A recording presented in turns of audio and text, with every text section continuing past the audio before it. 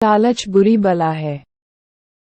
प्रस्तुत कहानी मनुष्य के लालची स्वभाव की ओर संकेत करते हुए यही बताती है कि उसे जितना मिलता है, उससे उसका मन नहीं भरता और उसकी अधिक पाने की लालसा बनी रहती है। इस अधिक की चाह में एक दिन वह अपना सब कुछ गंवा बैठता है। भवभूति सभी सांसारिक पदार्थों को अति दोष उत्पन्न करती है। बाबा अब्दुल्ला ने कहा कि मैं इसी बगदाद नगर में पैदा हुआ था। मेरे माँ बाप मर गए तो उनका धन उत्तराधिकार में मैंने पाया। वह धन इतना था कि उससे मैं जीवन भर आराम से रह सकता था, किंतु मैंने भोग विलास में सारा धन शीघ्र ही उड़ा दिया। फिर मैंने जी तोड़ परिश्रम कर धनार्जन किया और उससे 80 ऊँट खरीदे। मैं उन ऊँटों को किराए पर व्यापारियों को दिया करता था। उनके किराए से मुझे काफी लाभ हुआ। एक बार हिंदुस्तान जाने वाले व्यापारियों का माल ऊँटों पर लादकर मैं बसरा ले गया। वहां माल को जहाजों पर चढ़ाकर और अपना किराया तथा अपने ऊँट लेकर बगदाद वापस जाने लगा।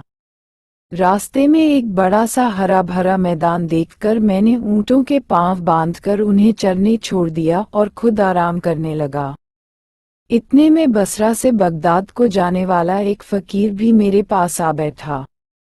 मैंने भोजन निकाला और उसे भी साथ में खाने को कहा। खाते खाते हम लोग बातें भी करते जाते थे। उसने कहा, तुम रात दिन बेकार मेहनत करते हो।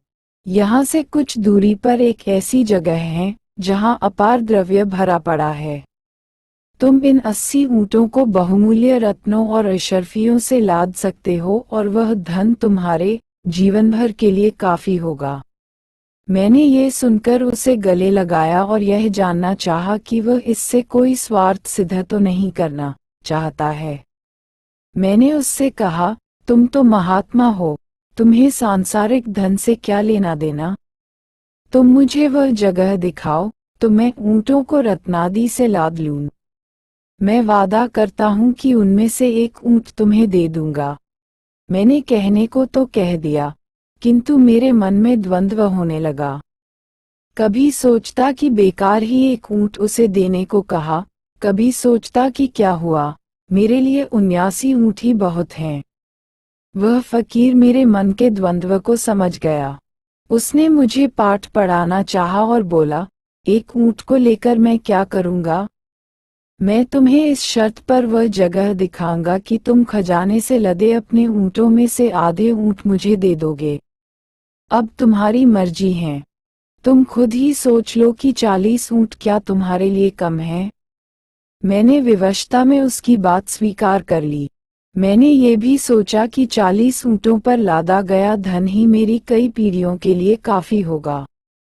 हम दोनों एक अन्य दिशा में चले। एक पहाड़ के तंग दर्रे से निकलकर हम लोग पहाड़ों के बीच एक खुले स्थान में पहुंचे।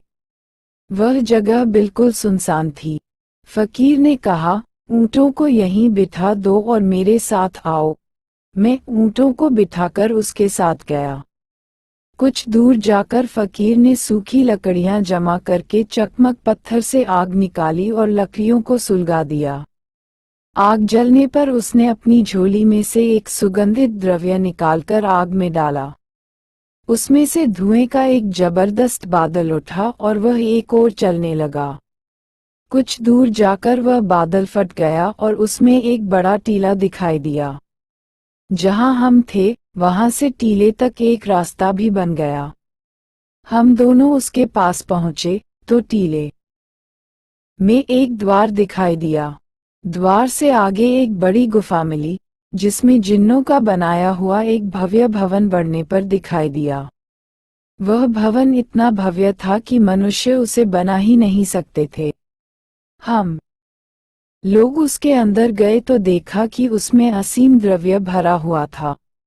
अशर्फियों के एक ढेर को देखकर मैं उस पर ऐसे झपटा जैसे किसी शिकार पर शेर झपटता है।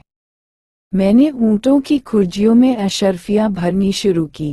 फकीर भी द्रव्य संग्रह करने लगा, किंतु वह केवल रत्नों को भर रहा था। उसने मुझे भी अशर्फियों को छोड़कर केवल रत्न उठाने को कहा। मैं भी ऐसा करने लगा। हम लोगों ने सारी खुर्जियां बहुमूल्य रत्नों से भर लीं। मैं बाहर जाने ही वाला था कि वह फकीर एक अन्य कमरे में गया और मैं भी उसके साथ चला गया। उसमें भांति भांति की स्वर्णनिर्मित वस्तुएं रखी थीं। फकीर ने सोने की एक संदूकची खोली, उसमें से लकड़ी की एक डिबिया निकाली और उसे खोलकर देखा। उसमें एक प्रकार का मरहम रखा हुआ था। उसने डिबिया बंद करके अपनी जेब में रख ली।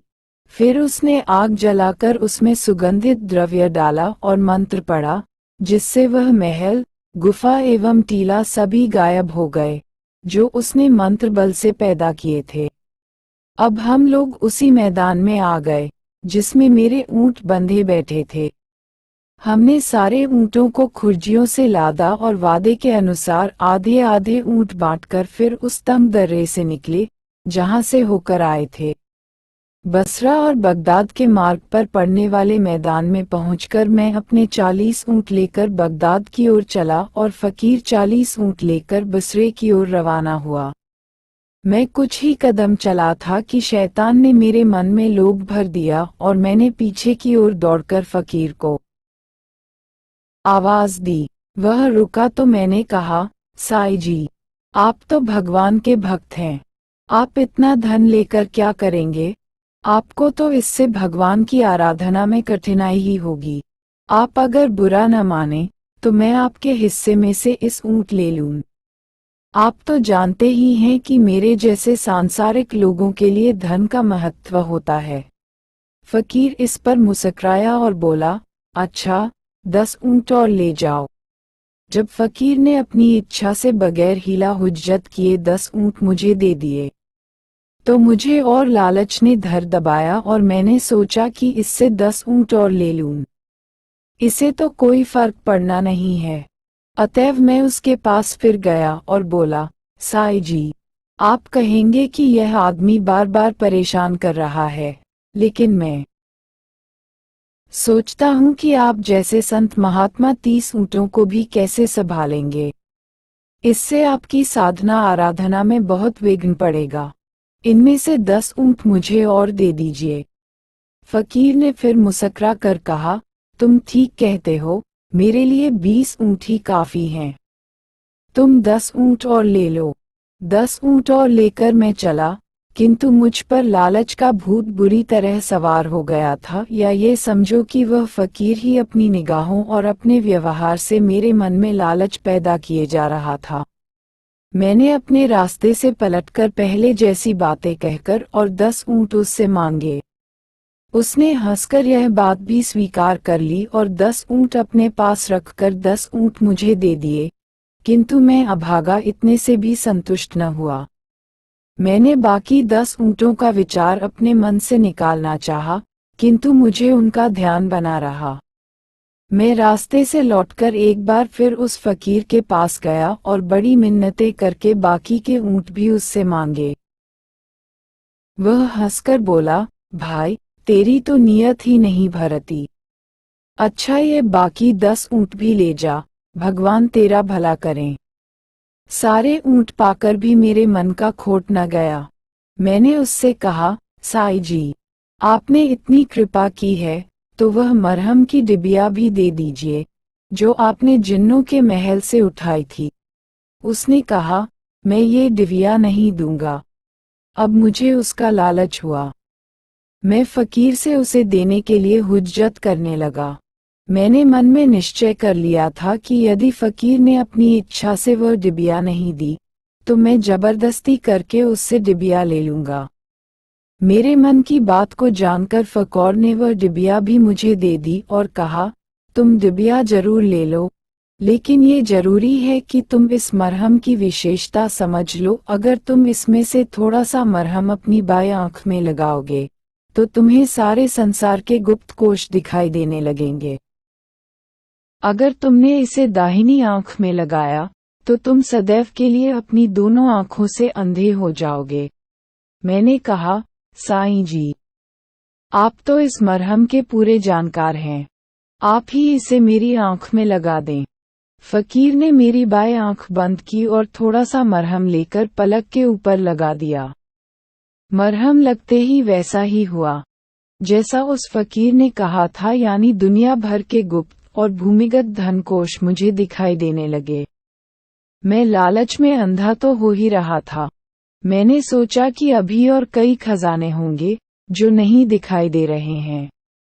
मैंने दाहिनी आंख बंद की और फकीर से कहा, इस पर भी मरहम लगा दो ताकि बाकी खजाने भी मुझे दिखने लगें।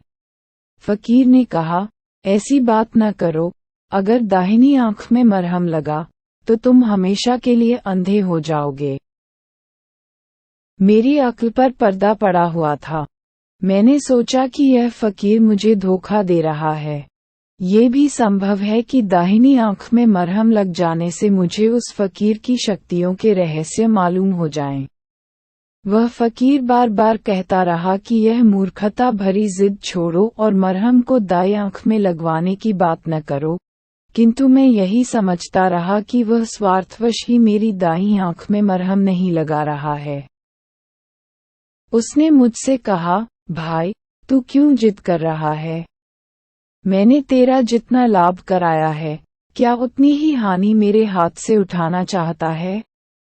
मैं एक बार भलाई करके अब तेरे साथ बुराई क्यों करूं? किंतु मैंने कहा, जैसे आपने अभी तक मेरी हर जिद पूरी की, वैसे ही आखिरी जिद भी पूरी कर दीजिए। अगर इससे मेरी कोई हानि होगी तो उसकी जिम्मेदारी मुझ पर ही होगी, आप पर नहीं। फकीर ने कहा, अच्छा, तू अपनी बर्बादी चाहता है तो वही सही। ये कहकर उसने मेरी दाहिनी आंख की पलक पर भी उस मरहम को लगा दिया। मरहम लगते ही मैं बिल्कुल अंधा हो गया। मुझे अपार दुख हुआ। मुझे अपनी मूर्खता भी याद न रही। मैंने फकीर को भला बुरा कहना शुरू किया और कहा, अब ये सारा धन मेरे किस काम का? तुम मुझे अच्छा कर दो और अपने हिस्से के 40 ऊंट लेकर चले जाओ। उसने कहा, अब कुछ भी नहीं हो सकता, मैंने तुम्हें पहले ही चेतावनी दी थी। मैंने उससे बहुत अनुनय विनय की, तो वह बोला, मैंने तो तुम्हारी भलाई का भरसक प्रयत्न किया था और तुम्हें हमेशा सत्परामर्श ही दिया था, किंतु तुमने मेरी बातों को कपटपूर्ण समझा और गलत बातों के लिए जिद की। अब जो कुछ हो गया है वह मुझसे ठीक नहीं हो सकता। तुम्हारी दृष्टि कभी वापस नहीं लौटेगी। मैंने उससे गिड़गिड़ाकर कहा, साईं जी, मुझे अब कोई लालच नहीं रहा। आप शौक से सारी धन संपदा और मेरे सभी 80 ऊंट ले जाए, सिर्फ मेरी आंखों की ज्योति वापस दिला दीजिए। उसने मेरी बात का कोई उत्तर नहीं दिया, बल्कि सारे ऊंट और उन पर लदी हुई संपत्ति लेकर वह बसरा की ओर चल दिया। ऊंटों के चलने की आवाज सुनकर मैं चिल्लाया, साईं जी, इतनी कृपा तो कीजिए कि इस जंगल में इसी दशा में न छोड़िए। अपने साथ मुझे भी ले चलिए। रास्ते में कोई व्यापारी बगदाद जाता हुआ मिलेगा तो मैं उसके साथ हो लूंगा। किंतु उसने मेरी बात न सुनी और चला गया। अब मैं अंधेरे में इधर उधर भटकने लगा। मुझे मार्ग का भी ज्ञान न था कि पैदल ही चल देता। अंत में थककर गिर गया और भूख प्यास से तड़पने लगा। सौभाग्य से दूसरे ही दिन व्यापारियों का एक दल बसरा से बगदाद को जाते हुए उस मार्ग से निकला। वे लोग मेरी हालत पर तरस खाकर मुझे बगदाद ले आए। अब मेरे सामने इसके अलावा कोई रास्ता नहीं रहा कि मैं भीख मांगकर पेट पालूं।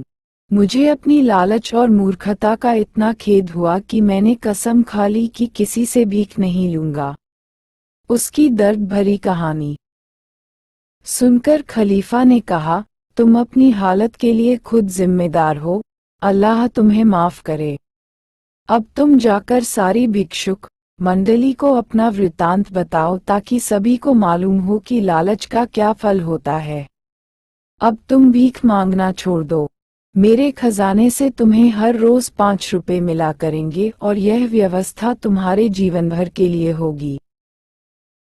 बाबा अब्दुल्ला ने जमीन से सिर लगाकर कहा, सरकार के आदेश का मैं खुशी से पालन करूंगा। अलिफ लैला